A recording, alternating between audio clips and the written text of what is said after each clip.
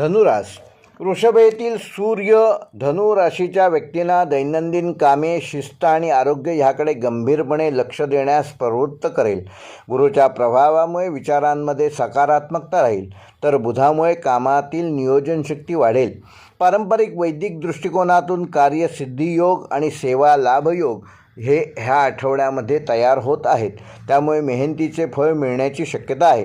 आठवड्याच्या सुरुवातीला एखादे अडकलेले काम पूर्ण होऊन मानसिक समाधान मिळेल. मात्र अति आत्मविश्वासामुळे छोट्या छोट्या चुका होऊ शकतात. नोकरी करणाऱ्यांसाठी हा आठवडा मेहनतीचे पण फायदेशीर ठरणार आहे. ऑफिसमध्ये अतिरिक्त जबाबदाऱ्या मिळू शकतात, पण त्यातून तुमची प्रतिमा अधिक मजबूत होईल. सरकारी, शिक्षण, कायदा, बँकिंग आणि प्रवासाशी संबंधित क्षेत्रातील धनुराशीच्या व्यक्तींना या आठवड्यामध्ये चांगले परिणाम दिसू शकतात. व्यावसायिकांसाठी नवीन योजना राबवण्याची योग्य वेळ असून ग्राहकांचा विश्वास, परदेशी व्यवहार, ऑनलाईन व्यवसाय किंवा सल्लागार क्षेत्रात कार्य करणाऱ्या धनुराशीच्या जातकांना या आठवड्यामध्ये विशेष लाभ होऊ शकतो. मात्र कागदपत्रे तपासल्याशिवाय कोणताही मोठा व्यवहार करू नका.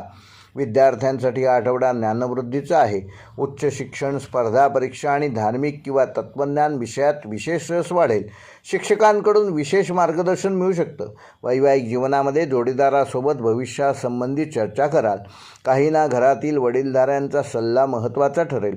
प्रेमसंबंधात प्रामाणिकपणा टिकवणे आवश्यक असून दूर राहणाऱ्या व्यक्तीसोबत संपर्क वाढू शकतो. नात्यात स्वातंत्र्य आणि समजूतदारपणा दोन्ही गोष्टी आवश्यक राहतील. आर्थिकदृष्ट्या हा आठवडा स्थिरता देणारा असून उत्पन्नात वाढ होण्याची शक्यता आहे. पण प्रवास किंवा घरगुती कारणांमुळे खर्च वाढू शकतो, तेव्हा त्याचे आधीपासूनच योग्य नियोजन करा. जुन्या गुंतवणुकीतून सकारात्मक बातमी मिळू शकते. आरोग्याच्या बाबतीत सांधेदुखी, पचनाचा त्रास किंवा थकवा जाणवू शकतो. वेळेवर आहार घ्या, गोड पदार्थ कमी खा आणि त्यामुळे तुमचे आरोग्य चांगलं राहण्यास मदत होईल. सकाळी सूर्यप्रकाशात थोडा वेळ चालल्यास तुमची ऊर्जा वाढू शकेल. धनुराशीकरता ह्या आठवड्याचा शुभ अंक आहे 3 व 7.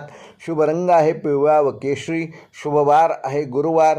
शुभ दिनांक आहे 4 जून व 5 जून. व धनुराशीसाठी या आठवड्याचा विशेष उपाय: येत्या गुरुवारी सकाळी एका पिवळ्या कपड्यामध्ये मुठभर हरभरे आणि हळदीचा छोटा तुकडा बांधून ते घरातील पुस्तकांच्या कपाटाजवळ किंवा अभ्यासाच्या जागी ठेवा.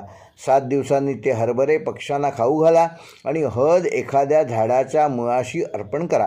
पारंपरिक मान्यतेनुसार हा उपाय धनुराशीच्या गुरुतत्वाला बळकटी देतो, ज्ञानवृद्धी करतो आणि अडकलेल्या कामांमध्ये योग्य मार्ग आणि योग्य व्यक्तींची मदत मिळवून देतो.